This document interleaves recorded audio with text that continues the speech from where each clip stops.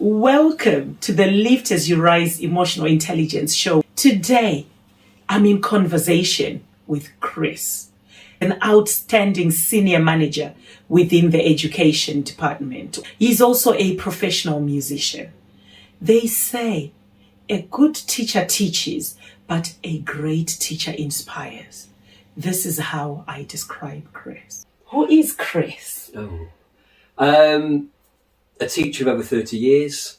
I grew up in Manchester from a background where people like me were not supposed to go into things like teaching. So it always was stepping into the dark, really, and taking risks. Mm-hmm.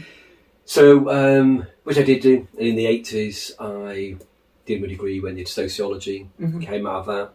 And then I found myself working in offices in Manchester and not using my subject knowledge. And I really missed it, you know. And I'm sort of with John Paul Sartre says, you know, man defines himself through his work. When that work is rotten, his soul stifles and dies. And I found myself in offices, staring at the clock all day. Dear. I thought, this can't be my existence for 10 or whatever. So I went and did teacher training in Manchester, focused on humanities, social sciences. And then the rest is history, really. Became the head of sociology, eventually moving to Banbury about 10 years after that and becoming head of social sciences, where we met. I reached senior management. I was an assistant principal, responsible for staff development and curriculum improvement, and wasn't really my cup of tea, so I moved sideways to be head of faculty again. And I'm at a local school in Oxfordshire where I do that. So that's roughly my backstory as an educator. And I've always been involved in music as well. Yes. I'm looking forward to hearing more about that. That's an amazing response, Chris. You mentioned something about you grew up in a place where what you were doing wasn't really what was accepted within the area. Can you talk me through that a bit?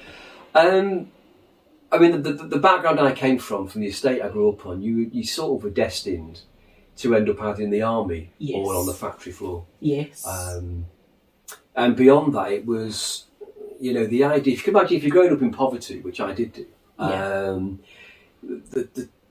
the desire to leave school as soon as you can, start earning money to provide for yourself and start making way, is quite a strong pull. And the idea of having to invest, go back to college for 2 years and get your A-levels, and then up to university for 3 years, and be surviving on a very, surviving on grants and a very small amount of money, when you could be at work.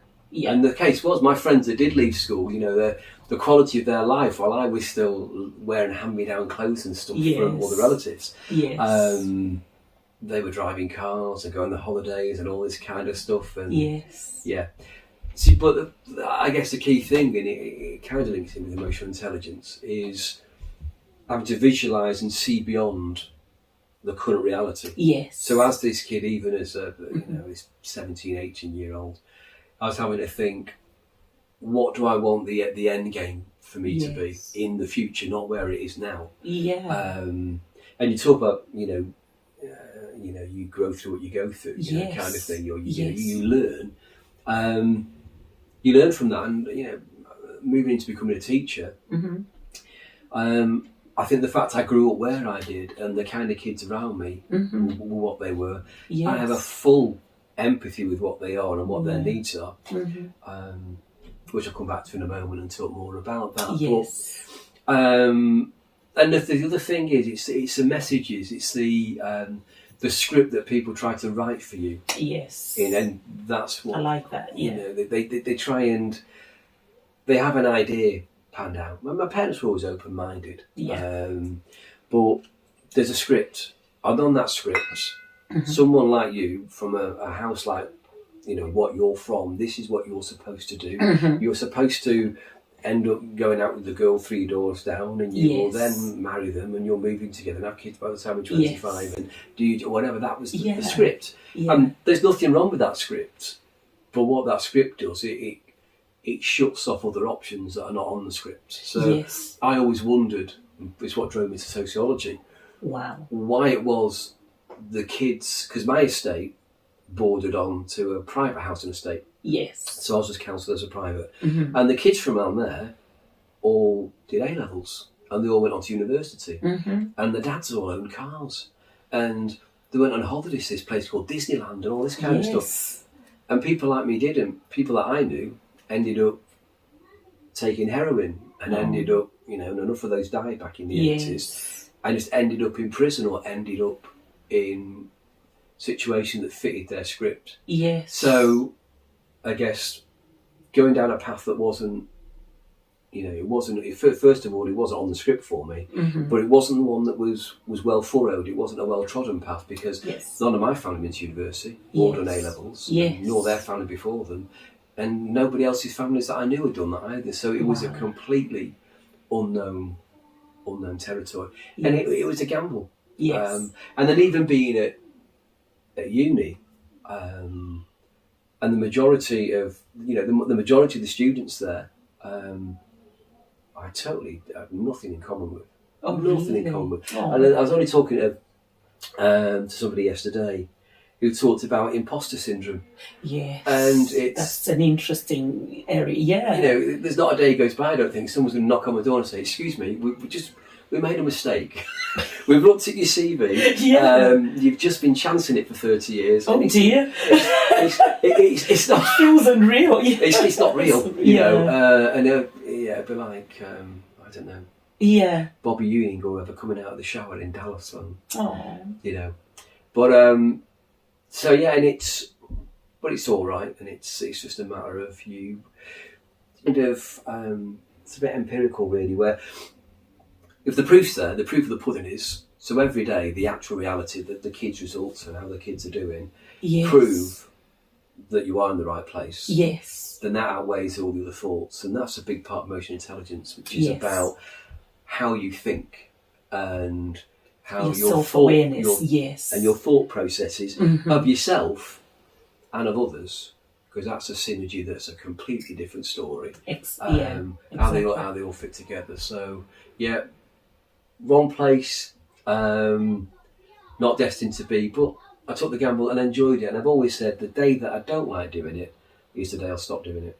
So I still travel, you know, 35 miles back to Banbury every day to teach, even with the fuel cost, because I like that school and I like those kids and I like the staff and I like what's there. But I'm the actual the reality and the structure. Take for example, as a teacher, you're working in a school where suddenly, I was saying to you before we started filming about creativity and the fact that our jobs are so amazing because, you know, and Karl Marx talked about this when he talks about alienation. So I go down sociology. No, but it's still emotional intelligence because there is social management and there is social awareness. So it still fits into emotional intelligence. Definitely. Well, Karl Marx argued the problem of one of the big problems of capitalism is it had just turned human beings into machines.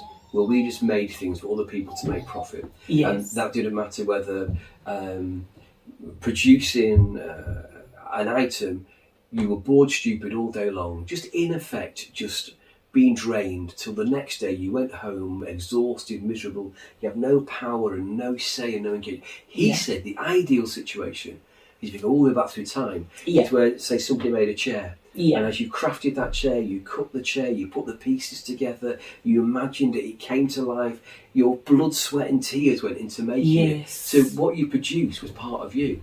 It was part of your spirit, and we have that in teaching. That part of the lessons you create and the results you produce and the way you deliver it is very much part of you. I bought a guide called Doug Lemoff called Teach Like a Champion. A lot of good stuff in that book. But he did come up with a 3-part model where he suggested different phases of the lesson should feel a certain way. Anyway, hear people talk about the 3-part lesson.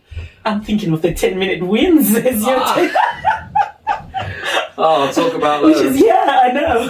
The 10-minute wins was designed to say, I'm only going to take 10 minutes of your time. I'm going to. I believe, you know, teach a man to fish and they can eat for life. So if I can teach somebody a skill that can transform part of their performance, help them have a fix for something they might just need help with, then job's done. Little time invested, but a big Do win. you know, I still use that up to now. Yeah. A lot of like the strategies I use are based on those 10-minute wins. I remember them very well. And when you said yes to coming to this interview, I was like, yes! That's going to be another 1 hour win. Oh, yeah, but anyway, I'm so amazed by your answer because you've raised a lot of nuggets out of it from your background, which comes back to show the reason I asked you to come here is because I was a product of your management, if that makes sense, as in I benefited a lot from you being my senior manager in Oxfordshire. Apart from that, what I really liked about you as a manager was your unconditional positive regard. You were somebody I could just come to. And guess what? Just coming out of your office, I would come back fully empowered, ready to tackle whatever I had to within the classroom. You also exuded a combination of humility, yet confidence within the staff and within the students as well. You had a lot of respect. You were not too strict, but you were not a walkover. No point. I come from the standpoint, treat other people as you'd like to be treated yourself. Yeah. So if someone came in, if I went into an office with somebody and with issue X, say about a problem with behaviour or whatever how would I like to feel when I walked out of that office myself? Yeah. So if I was the one seeking the guidance. Yes. And I've always tried to live by that rule. So if anyone I've worked with, I've always tried to pick them up, dust them down. Yeah. Look at the problems with them, try and focus on the minute things, make things winnable. Now, when I used to work in staff development at a school, I might have a situation with a teacher that was struggling, needed some help. Yeah. And there were things that someone had been an observer in their lesson, they identified the things that need to be worked on. And then they'd be put on a support program. Yeah. And I read support to mean support. Yes. So for me, I would sit down and I would think it through, what is the area of practice? So let's say it was the lessons were a bit dry. The teacher was talking too much of the kids. They need to be more active. Too much teacher talking. Need to get the kids to do more. Yeah. So I would then think, they need knowledge awareness. They need to understand the new territory because it might be the unknown. They might always do the adage, if you always do what you've always done, you'll always get what you've always got. Yes. So they might not know the other stuff. Their script, we talked about scripts and paths that are written for them were a certain way. So and also trying to move somebody out of their comfort zone, out of what they've always known to what they don't know is also quite emotionally. It's within their DNA now. Exactly. And it's emotionally, because people want to stick with what they've all. Your brain likes to stay with what it always knows. Comfort zone, isn't it? Yeah. So to move them out of that and to get into a new territory, you've got to take account of that. So you've got to almost do it like with apps, gradually raise an awareness, introduce a skill. Now that takes time to do that. Yeah. But some organisations want this done really quick. They want the turnaround really quick, but you need to labour. Also, it becomes abrupt. And it might not produce the desirable results because it might crush the other person. Absolutely. That's true. That is one. You just gradually bring in small changes, get people comfortable, then get them to try it. It's a bit like with children on a bike with the stabilisers. After a while, once they're comfortable, and you take the stabilisers off and you're holding them and eventually let go once you've got comfortable. But how do you do it without offending them? Say they've been doing it for years. And they're confident that it's the right way to do it or to do things. And you're trying to raise awareness to the fact that that's not what we do. I think the key is active questioning. Okay, where you ask people a set of questions. Yes. You've got a schedule of questions, but yes. Your questions are designed. Let's go back to philosophy again, Socrates. But it's coaching as well. It's exactly that. Socrates said, I will never try and teach you anything. I will only ask you a question to elicit understanding. Yeah. So you have a set of questions and you move people forward by saying, well, why do you think that way? Or what would happen if? Or why do you do it? what do you think of the benefits? Can you think of any problems of doing it that way? Yes. Can you think of, and then you try and move them, you move their perceptions about what they're thinking or how the kids are thinking. Yes. So what do you think, so talk me through an ideal lesson and then take me through it. What do you think the effect is, or how do you think the kids are going to feel? So at no point is any judgment.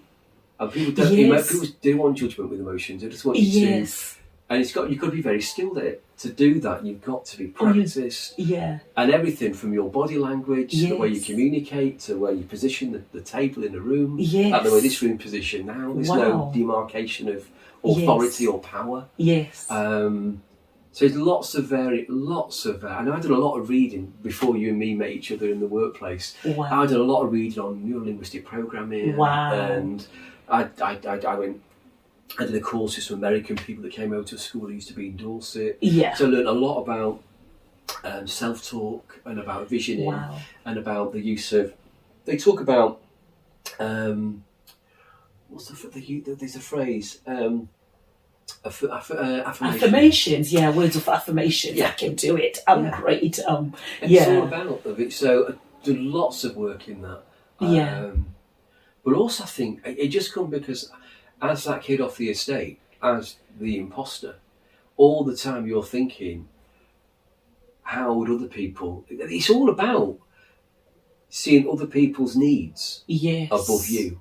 So any situation you've got to ask, what are their needs? How are they feeling? What could go wrong? And I've been a kid where too much of the wrong stuff was said to me. I knew all about the bad way of talking to people, making people doubt themselves. I think a lot of it is due to ego as well. As in, people want to feed their ego, and it's all about them. I like it when you say it's about how the other person feels before you approach them, because that's the person you want to help, isn't it? If you're going to try to put you at the center of the discussion, as in how it's going to make you feel, then it might be a challenge or a barrier within itself. You had this school of thought in management and leadership from the 80s, but by the time you got to the noughties, the end of the 90s, there was a different tone. So all this stuff that was held by the gurus in management, which is based on a lot of emotional intelligence, it kind of, you had this weird Frankenstein version, in my opinion. I don't want to, Oh, that's interesting. But that takes me to the next question, which is, what is the importance of emotional intelligence within a workplace? Why do workers need it? Why do we need it in society? Because especially in a workplace. So if we go with the workplace, I think we need to realise that every single one of us are part of an organisation. So when I worked for Top Rank, which is a bingo leisure company in the 1980s, as a trainee manager, they said to me, bear in mind that from the regional manager down to the club manager, right down to the cleaner, everybody's part of this organic institution. It's almost like a liquid. This room, imagine liquid is a pool, and if you throw a pebble over there and it causes a ripple, that therefore could cause a problem from that ripple elsewhere. We're all connected.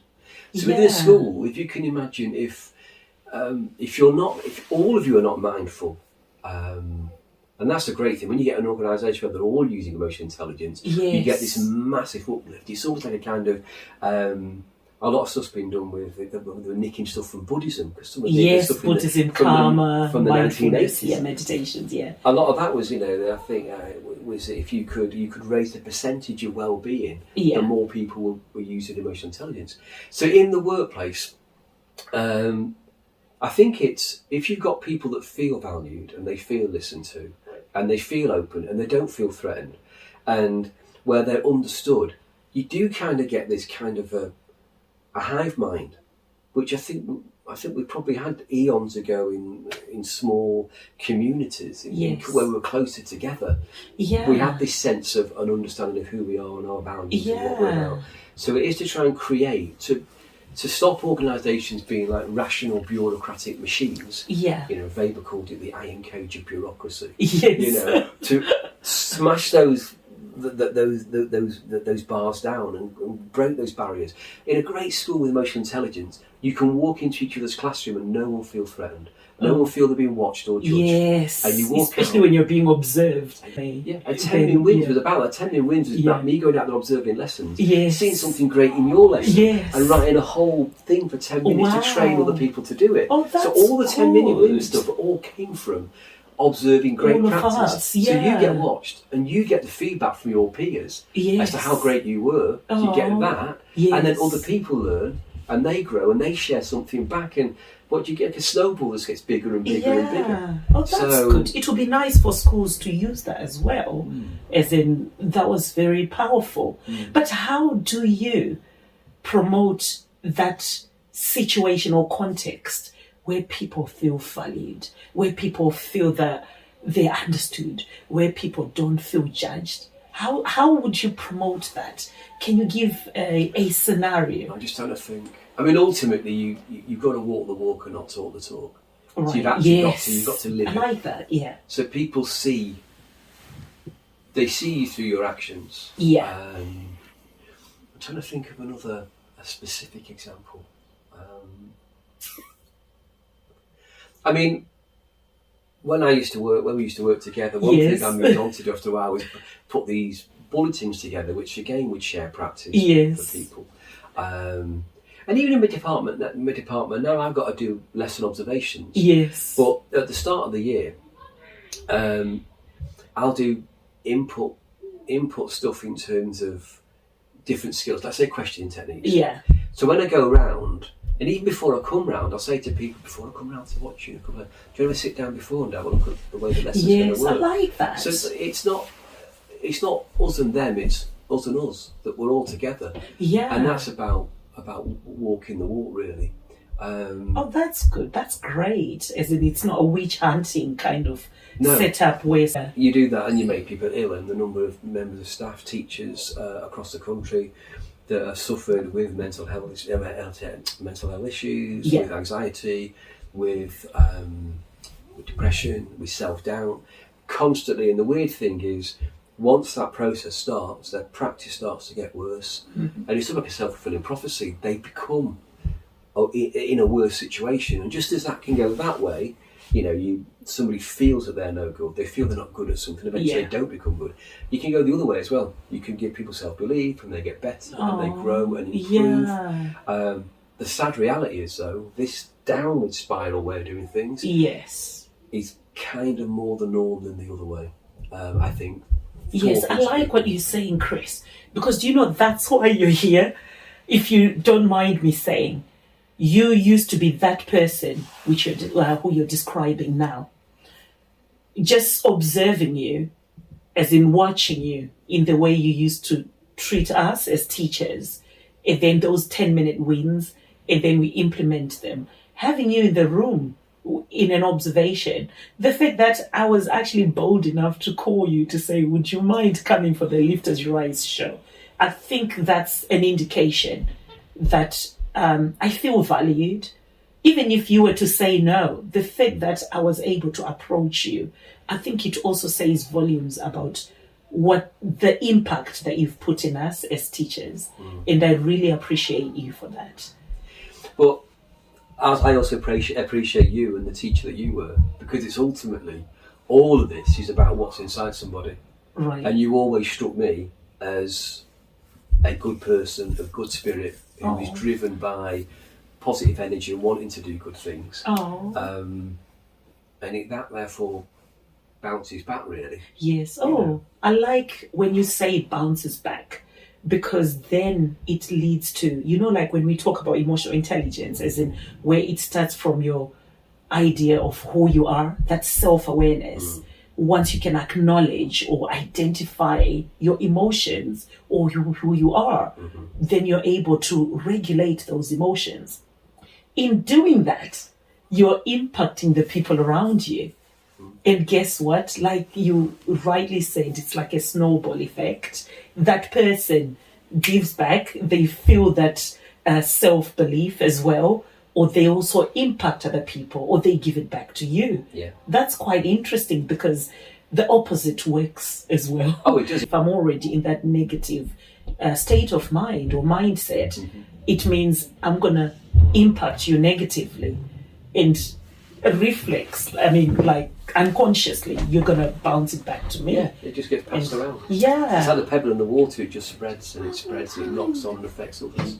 And on that course I was on in the 80s, in the 90s, I was telling you about the NLP course. Yes, they talked about positive and negative wizards. So positive wizards, they describe people who magically can affect others and the way they feel about themselves, and help them to grow and help them to be the best that they can be and meet their potential. But you've also got negative wizards who also work the complete opposite. They drain people, they sap their resilience, they put them down, they make them feel worthless, and their ego, part of the negative wizards, is part of what they gain from that.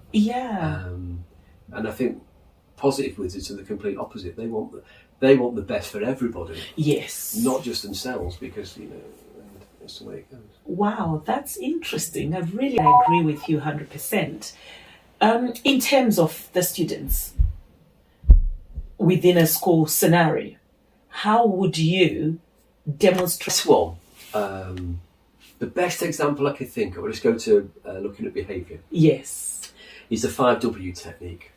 The 5W technique, if you've got a pupil that's, say they're in a classroom, they're playing up, little Johnny or little Susan. Yes. And you've had to put them outside the classroom to go and speak to them. Yes. Now, when I used to be in senior management, going around with a radio to get called out to problem classes, I always used the 5W technique. Okay. And I do remember one incident which was perfect. The member of staff was outside the classroom with the pupil, and they just wanted this child had clearly gone out of their way to destroy the lesson. Yes. And the teacher wanted this kid. They just wanted him home. You just want to get rid of him. They wanted him got rid of him. They wanted him punished. Exactly. Yes. If they could have tied him to a horse and dragged him round the school for a day, they'd have enjoyed that. Oh. But that's not how you change kids. That's not how you move kids on. And the 5W technique is a simple one with the pupils, where you just walk through. You put everything to them. You don't play a power game. So it's like. Have you spoken on your show about transactional analysis at all at any point? No. This is where, in transactional analysis, we've got 3 modes of behaviour. We've got adult, child, and parent. Okay. So if me and you were both, say I was working in parent mode now. Yes. This would be quite aloof, talking down to you, not giving you much say. Yes. Go to your bedroom sort of talk. Kind of that dialogue. The way to be is like we are now, adult to adult, where there's mutual respect, listening to each other, self-control, not talking over each other. No, If I was in childish mode, I'd be acting irresponsible and I'd be completely acting just in my own selfish interest. Yes, or talking over it, So what you get in a lot of classrooms is teachers just need to think, how do we get both of us in adult mode, me and the kids? So when this teacher came outside the classroom, they wanted to talk down to the child and control. They were teaching the pupil as though they were a child. And the thing is, when you start to go from this sort of parent mode down to child mode, they just lock into child mode. They start answering back. They don't act like an adult. So they can't move up to the adult mode. So anyway, outside the classroom, every time this just works with transactional analysis, where adult to adult. So you'd always start off, I'd say, Johnny, why do you think we're outside the room right now? And they always start off with, things like that. And then you move, well, is there anything that you did that might, you're not judging, anything that you did that might have caused Sir to bring us outside the classroom? Well, there was blah, blah, blah. Okay. Could I just ask, why are you doing that? So the next W, you're digging into under the icebergs. You've got the behaviour there, what they've done. You're now getting underneath the surface of the emotions and why they that's very emotional intelligence. So why did you do that? Was there anything in the room that triggered caused it? So you move it away from the pupil. Anything that caused it? Oh, well, I found the lesson a bit boring. Okay, Sir's getting a bit edgy. Was my lesson boring? But you don't go down that path. Why did you find it boring? Is there any way it could have been done differently that would work? So you're really showing so much respect to the pupil's viewpoint. All the way down. Eventually you ask them, if we could go back again, what would you do differently? How would you act differently?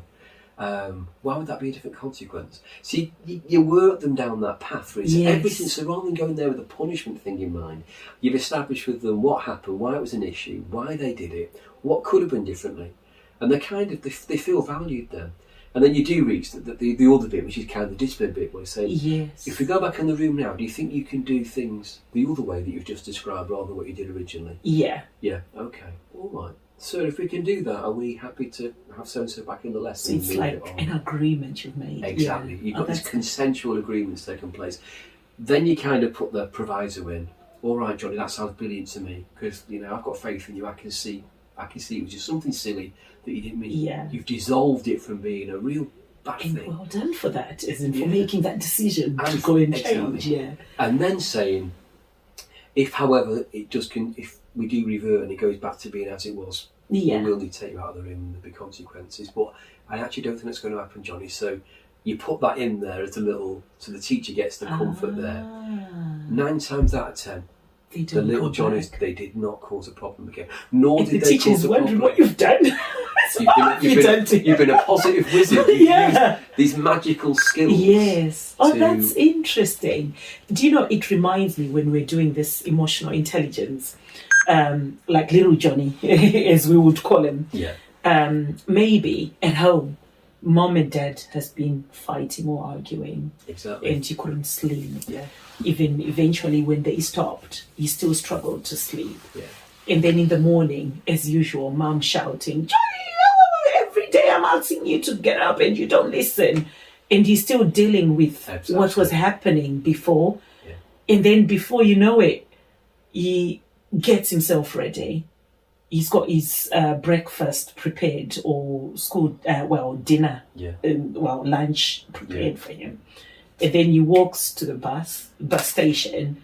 When he gets into the bus, because he's still dealing with it, the bus driver is like, just come in, why are you wasting time? And he's like, oh. And then whilst he's sat down in the bus, he realizes he's forgotten his lunch. And then he walks into school and he's late. And then there's the teacher. I know. You're late again. There you go. And the teacher has no idea what's going on in little Johnny's mind. Absolutely. And at some point, he's like, okay, let me start doing the work. He realizes he didn't pack his pencil case because he was that stressed. And then the teacher's shouting again, how come you haven't got your pencil? Again, whoa. And then guess what? He's already in his own world. And then he just smashes his bag. Yeah. And then the teacher is like, how dare you? And then calls Chris. Yeah, it's exactly that. But then still, it's like the teacher hasn't taken time to sort of think about what could have caused him to do that instead of what he's doing. So I think, you're right, as in it's important to look beyond what's going on before you label or before you make a judgment. Half the time, I think you're very right. It does work, yeah. It is. It's exactly that. It's following little Johnny back. And that's why I think I was lucky to grown up the way I did grow up, because I saw the little Johnnies. Yeah. I saw what made the little Johnnies. I understand all about the child from a poor background who has not eaten, or his parents are split up, and all sorts that are going on. And the amount of times outside the classroom, you just said that, when you start to drill down with the right questions, hardcore Johnny, the gangster, right, in the classroom, you focus the right kind of coaching questions, the open up questions, and the tears come in their eyes, and that's when you need to take them away, and that's when this big reservoir of pain comes out, and then you put them in a different place of support. And my message to any teacher is, know your kids. When they say, management say, there's your class data, know your kids. Go and look through the data, see what you can find out about anything that won't make you label the child. No. Think, oh, that's the kind of person there. Yeah. It just makes you think, that's consideration. And a good SEN department or a good pastoral system will put teachers in the know about things, on a need-to-know basis. Just be mindful, there's this at the moment, or just be mindful. There's the lives of people. And you mentioned about staff before, teachers school. We have no knowledge of what's going on in teachers' private lives behind the scenes. So you can't just treat them all as exactly the same. You can't treat them all. You need to treat them as humans and as individuals. They're equal but different. Yeah. Oh, so that's interesting. Yeah, that was a behaviour idea. Yeah, I think in the classroom as well, it's about making the lessons engaging. When I trained as a teacher in sociology, I went back to the college where I did my A-levels. I was teaching in the classroom. Well, I was observing first, back in 1990. I was observing my old teacher and watching, and I went round and noticed the student was there just not writing anything down, doing nothing. Yeah. And I thought the lesson was all right, but I was new to teaching. And I asked them, I said, why do you not do anything down? Or why are you not doing anything right now? And they said, I'm too bored to learn. And that was the phrase, too bored. It's that bad, is it? Yeah. So my advice is, think about the kids in front of you. Think about what's going to engage them. What's going to work in the lesson to get the best out of them. And it's a bit more than empathy. It's where because you've got to put yourself in their shoes to understand who they are. Yeah. But you've also got to do a little bit more. It's in the work of Mead where he says you need to look back at yourself through the eyes of others. Yes. So you need to imagine you're the pupil, look back at yourself, and the amount of times I've had to sit down when I've not got it right, and just say, do you know what? I made a mistake there. I'm sorry. I raised my voice. And I apologise to kids, It goes a long way, isn't it? Yeah. Yeah. To say, look, I got that wrong. This is why today this is happening in my life. But don't be afraid if it's stuff that you can put on the table. It's stuff you're not going to put on the table. Of course. Yeah. But just to say, look, at the moment, I'm here, and if you're comfortable to do that, and if you've got the right relationship with kids, that's another bit. You get the relationship right. I think that's another important way to foster emotional intelligence, as in that rapport, building relationships with, as in building that good rapport with them. Yeah, and you get that right. You get the trust there. Yeah. And then you reach points like that, because also if you do make a mistake, like whatever it might be, you might have these deadlines and whatever, and and they're not doing what you want, and you sort of flip a little. I don't mean aggression. I just mean just not. That will let them down, because just like anybody, but I thought we actually had a relationship, and you've been rude. So you let yourself down to them. So it's all about this connecting with the people. What emotionally you're doing to them, what emotionally you're doing to yourself. Yes. And then finding the right way to fix it. And the amount of times I've said, look, right, let's just start again. Mistake from me, boom, boom, boom, boom, boom, boom, and we've fixed it. And, and you just have to be really. I love that. What I like is without that connection with yourself, as in you've got to connect, get in touch with yourself, that will enable you to then get in touch with the people around you. If I'm not aware that I'm angry when I am, then God knows what that anger is going to do to the other person, because I'm not even aware of it. But if I'm aware of it, then I know that I'm not going to snap. I'm not going to shout. No. I know I'm angry, yes. And that's normal. That's okay. But what I do with that is probably going to start from how I relate with myself, to myself, before I give it to someone else. The amount of times I've been in my car and on the way to work, another driver may have got me irate. By the way, do you know, when I used to drive to Banbury as well, to work, I used to like that time, because that's when I would connect with myself. That drive was so amazing, I get that now. Really? Oh, that's good, isn't it? But then, one day I remembered, this driver annoyed me, and then 10 minutes later, another driver annoyed me, and then I thought, it's not the other driver, it's me. It's my predisposition, it's where I'm emotionally today. It's not them, they're just doing what they do. Humble. Yeah. And to reach that point where you can say, you're aware of how you're looking at things and how you're seeing things, because your state of mind will affect how you perceive things. Yes. And then to do that, and then I sort of took a deep breath. So I that's powerful. Got my breathing right. Once because I realised that emotion's coming from breathing. It's self-regulation. Get the breathing right. Let the thoughts leave the brain, and let's just bring everything under control again. A little bit of like minor pseudo meditation while driving. And then maybe that driver is thinking, oh, what's going on? And then when they see you calm, they're like, thanks for making the situation easier for me as well. So you're managing your environment as well, or the other person.